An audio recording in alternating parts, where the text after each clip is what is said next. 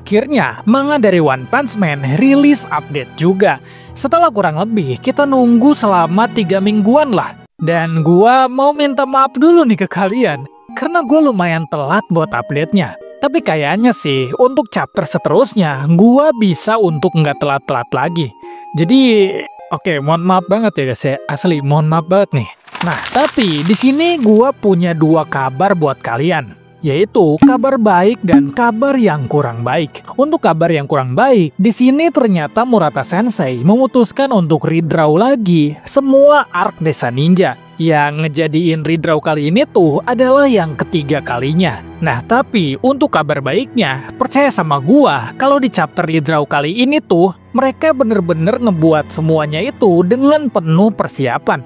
Karena detail gambar, alur cerita, dan detail dari setiap percakapan, itu bener-bener diperhatikan dengan baik. Pokoknya, gue yakin redraw kali ini nggak akan mengecewakan. Oke lah, cukup ya picknya. Jangan lupa like dan subscribe kalau kalian suka. Dan mari aja kita langsung masuk ke dalam pembahasannya.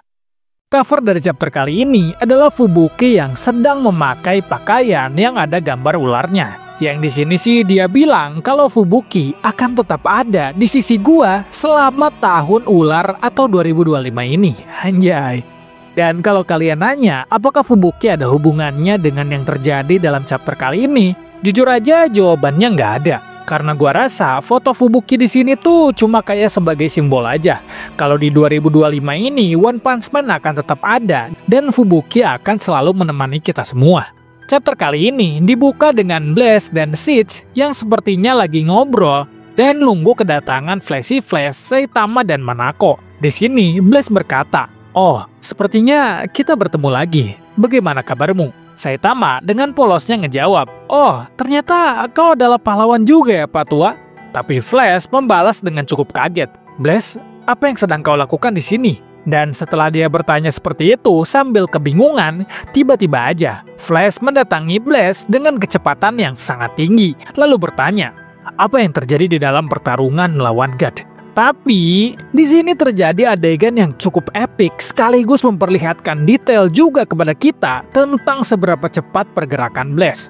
Karena saat Flash bergerak dengan kecepatannya tersebut, dengan mudahnya Blaze mampu bergerak dengan jauh lebih cepat ke belakang Flashy Flash, yang bahkan membuat Flashnya aja kaget. Di sini Blaze ngejawab, "Aku baru aja akan menjelaskan situasi yang sedang terjadi." Dan setelah mereka saling adu kecepatan, di sini terlihat dengan jelas kalau ada angin yang sangat besar terjadi di dalam ruangan tersebut, yang bahkan dari anginnya aja mampu ngebuat kaget semua orang di ruangan tersebut. Tapi kecuali Saitama ya, tentu saja. Di sini Siege mengatakan kepada mereka berdua, "Bisakah kalian tidak membuat kekacauan di dalam kantorku?" Di sini Saitama ngomong ke Flash, "Ada, ini udah kedua kalinya loh kau melakukan hal tersebut." Dan Flash dengan sedikit kena mental bilang ke Blaze, Oh gitu ya? Oke lah, kalau gitu mari kita mulai pembahasannya. Berikan aku semua informasi yang kau miliki tentang God, Blaze. Udahlah, nggak usah dirahasia-rahasiain lagi. Hati-hati loh, gua bakal pakai cara apapun nih buat dapetin informasi tersebut." Yang di sini Flash mengatakan itu semua dengan muka yang udah kena mental. Bahkan di sini Flash pun seenaknya malah bilang, "Lagi pula sekarang ini posisinya 2 lawan 1, jadi harusnya kau tidak akan dengan mudah melarikan diri." Dan dengan muka kesel, Saitama ngomong, "Hei, jangan bawa-bawa aku ke dalam masalahmu." Anjir, dia udah kena mental malah bawa-bawa Saitama pula. Tapi di sini dengan tenangnya Blaze menjawab, "Kau sungguh tidak bisa sabar. Santailah sedikit dan katakan padaku, apakah kau sudah menyadari hubungan antara desa di mana kau tumbuh dan sang kekuatan?" Mendengar hal tersebut, sontak Flash cukup kaget. "Oh, sepertinya kau mengetahui hal tersebut cukup banyak. Sebenarnya aku berencana untuk memperingatimu. Tapi karena kau telah datang ke sini, membuat semuanya semakin mudah." Dan di sini Blaze akhirnya menjelaskan kepada mereka semua, "Seharusnya kau sudah tahu bahwa sang pemimpin dari desa tersebut telah kembali dan telah mulai bergerak. Jadi berhati-hatilah." Dan setelah sedikit perbincangan tersebut, di sini nampaknya Sonic menyadari kalau dia lagi dipantau sama beberapa orang. Jadi sontak dia bilang, "Aku tahu beberapa dari kalian sedang bersembunyi. Keluarlah." Dan ternyata Bener aja, seketika keluarlah Gelwin dan Hellfire Flame. Lalu mereka mengatakan, "Kau cukup tanggap juga, Speed Awesome Sonic?" Lalu Sonic dengan cukup heran menjawab, "Kalian lagi?" Dan mereka bilang, "Perubahan rencana. Daripada menghancurkan bersama-sama, kita akan melakukannya satu persatu." Tapi setelah mereka berbicara, secara tiba-tiba aja, nampaknya mereka berdua diserang dari belakang, yang bahkan membuat Sonic pun kaget. Yang ternyata ada dua ninja baru yang muncul, dan salah satu dari mereka berbicara, "Jokers, kalian hanya diperintahkan untuk mengawasi Flash dan Sonic. Kami sudah muak dengan kalian berdua yang terus-menerus menjadi penipu. Salam Speed Awesome Sonic dari kelas ke-44 Dian. Senang bertemu denganmu. Aku dari kelas ke-42 Merciless Violent Force." Lalu setelah dia memperkenalkan diri dia dan dari kelas mana dia berasal, tiba-tiba aja bermunculan banyak banget ninja baru yang belum pernah kita lihat sebelumnya. Dan nampaknya orang-orang ini adalah ninja yang cukup bisa dibilang kompeten. Yang ini namanya Destructive Devasion dari kelas yang sama kayak Violent. Yang ini namanya Rumbling Thunder dari kelas ke-37 Golden. Yang ini namanya Chaotic Mayhem dari kelas ke-21 Terror Insanely Mad. Yang ini namanya Brownie Muscle dari kelas ke-40 Rigid. Yang ini namanya Murky Darkness dari kelas ke-35 Chosen.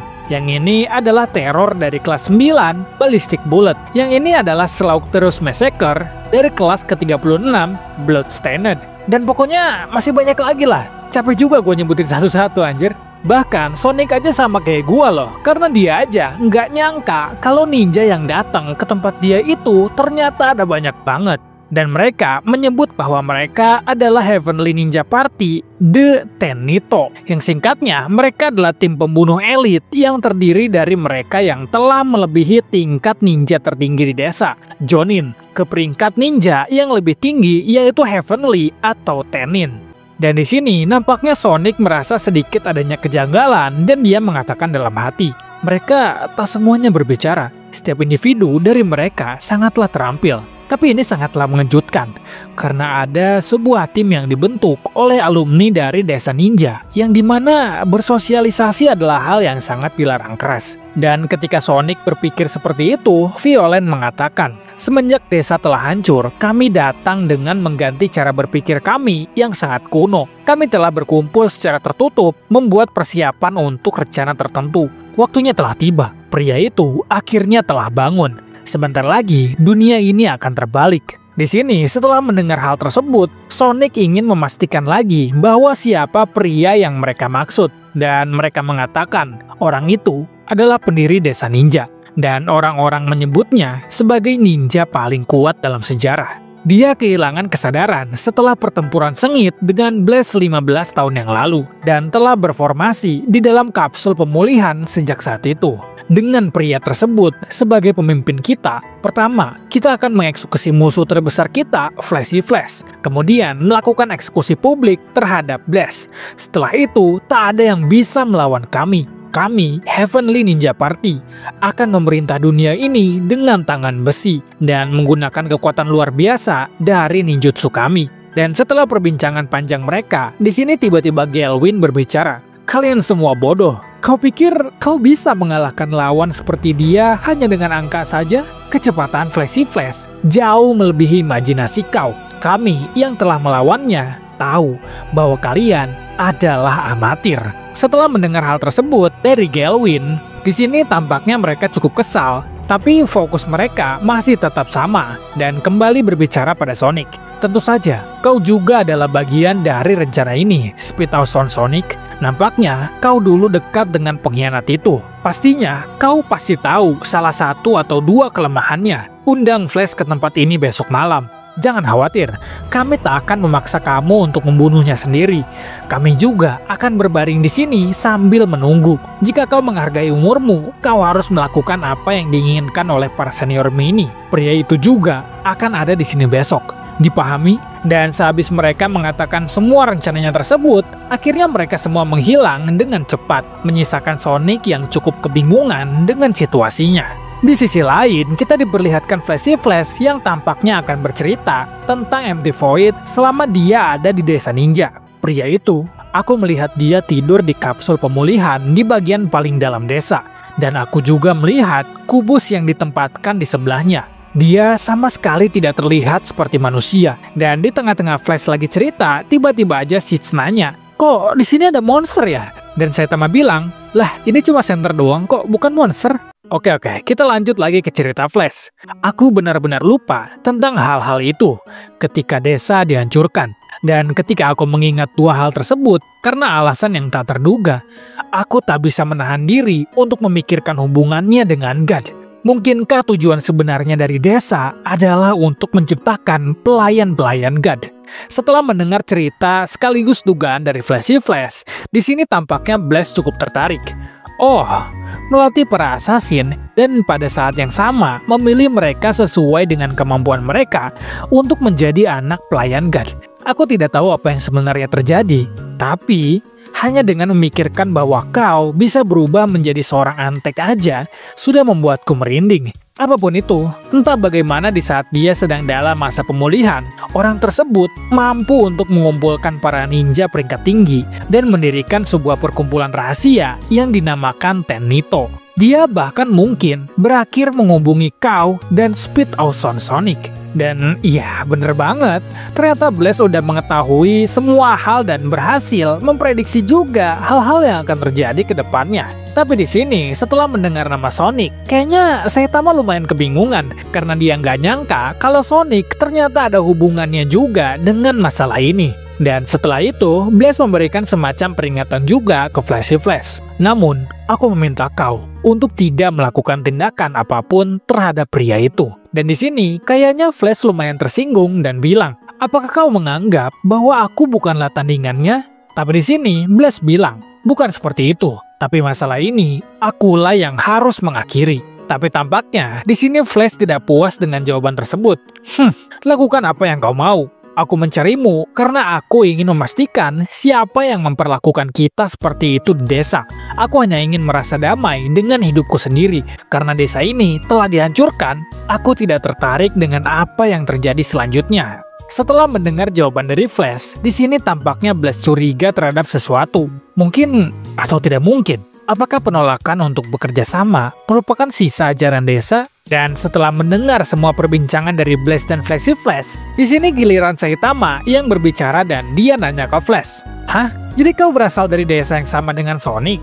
Pantesan aja kalian berdua berada dalam level yang sama." Mendengar hal tersebut, nampaknya Flash lumayan kesel dan bilang, "Kau, bagaimana kita bisa berada di level yang sama, dasar bodoh sialan? Apakah kau tidak melihat pertarunganku sebelumnya?" Dan Saitama membalas dengan perbandingan konyol, yaitu dari dua contoh ini, yang dimana Sonic itu terjatuh lebih dalam waktu dipukul sama Saitama, sedangkan Flash itu cuma terjatuh doang waktu dipukul sama Saitama. Dan di sini Flash tiba-tiba bikin perbandingan kekuatan sendiri yang kurang lebih kelihatan kayak gini. Tapi di sini Flash lagi-lagi menyimpulkan dengan seenak jidat. Jadi begitu. Jika itu terjadi, tak ada cara untuk menghindari kesalahpahaman dalam hubungan. Baiklah, meskipun panjang, kali ini aku akan ceritakan hubungan apa yang kumiliki dengan Sonic dalam hal kemampuan. Dan di sini Saitama menjawab, "Aduh, enggak. Kalau ceritanya panjang, udah nggak peduli lagi dah gue." Dan chapter 195 Redraw kali ini telah berakhir. Wah, gimana nih menurut kalian? Apakah chapter Redraw kali ini lebih bagus atau enggak? Dan sekali lagi, maaf banget nih, karena gue telat lumayan lama buat update pembahasan chapter ini. Nah, tapi kayaknya besok atau hari Minggu gue bakal upload lagi chapter 196.